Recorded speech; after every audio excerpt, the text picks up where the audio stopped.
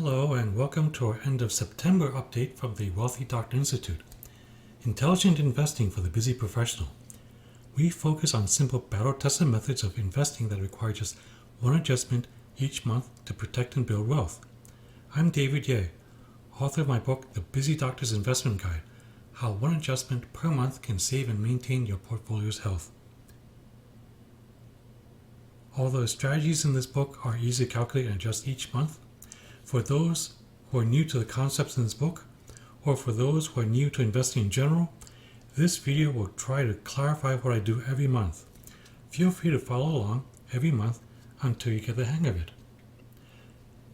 Now, normally I would cover the question of the month.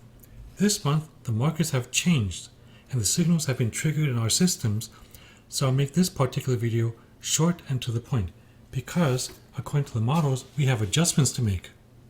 So this month I'll just briefly cover the mechanics of the 20-month moving average system, the MRI monthly rotation investment system, and then briefly review the rules on dealing with a stock tip. So let's start out with our simplest one-rule system, the 20-month moving average system. This month, the action is to sell the S&P 500 index fund and then either stay in cash or buy a bond fund. That's it for the system. For those of you who just wants the bottom line, this is it. Go ahead and fast forward to the next section of the video. YouTube makes it really easy. Just click and drag the scroll bar down below. But for those of you who want to know exactly how the signal was generated, keep listening. So here's the updated 29-year graph with this month added data point right here.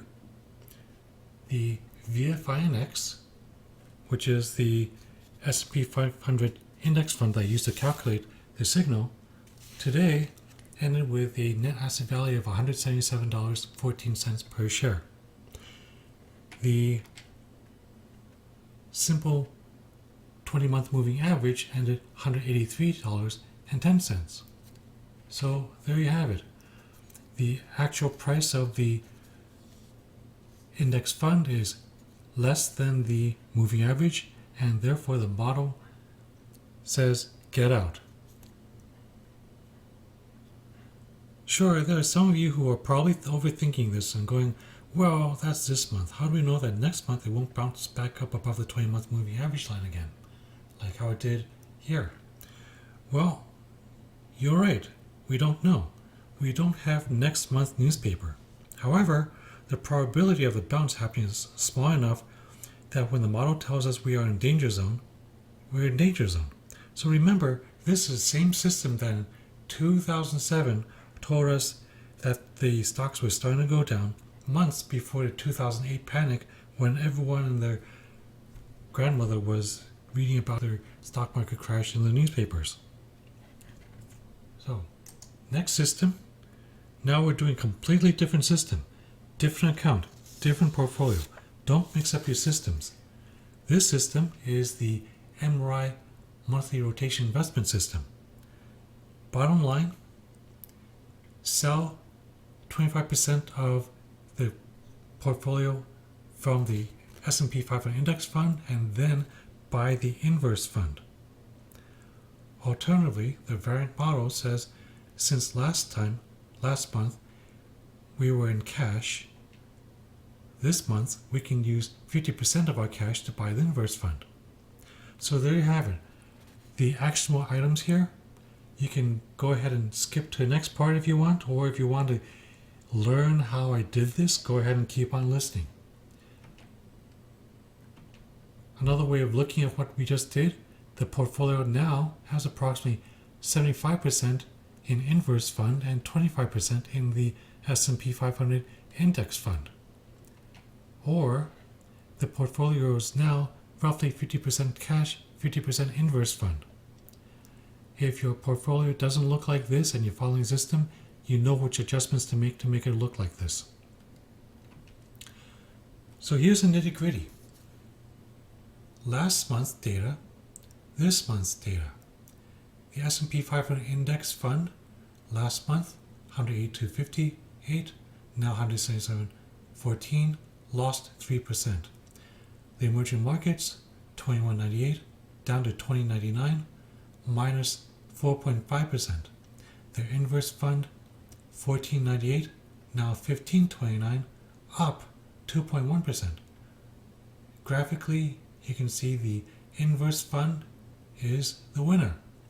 So that's why this month we're selling 25% of our losers, the index fund, and buying the winner.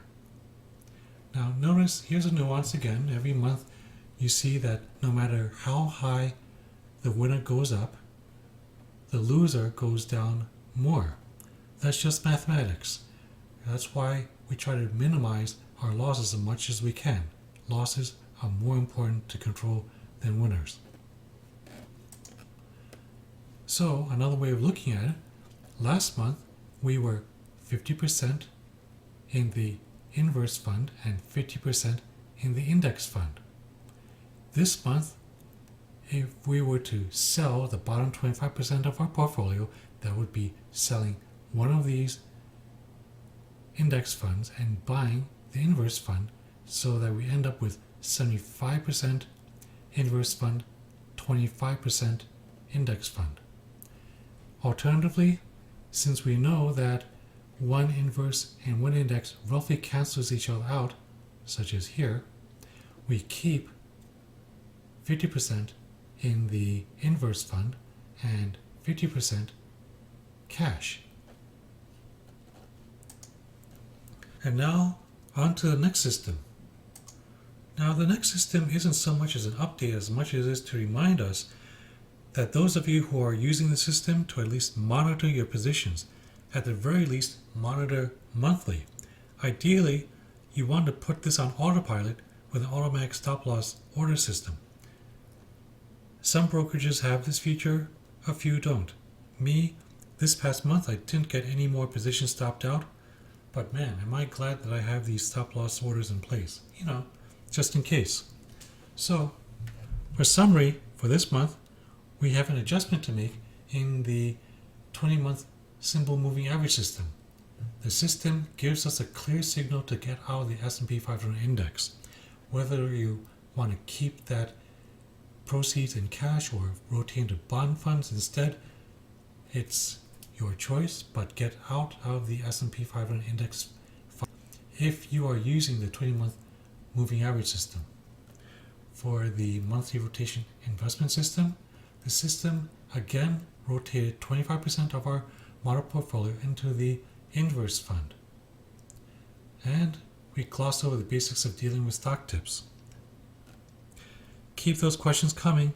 I know I talk to several of you personally each month, but for those of you who only heard about me indirectly, maybe you got a copy of this video forwarded to you by a well-meaning friend or colleague, here are ways to get in touch with me.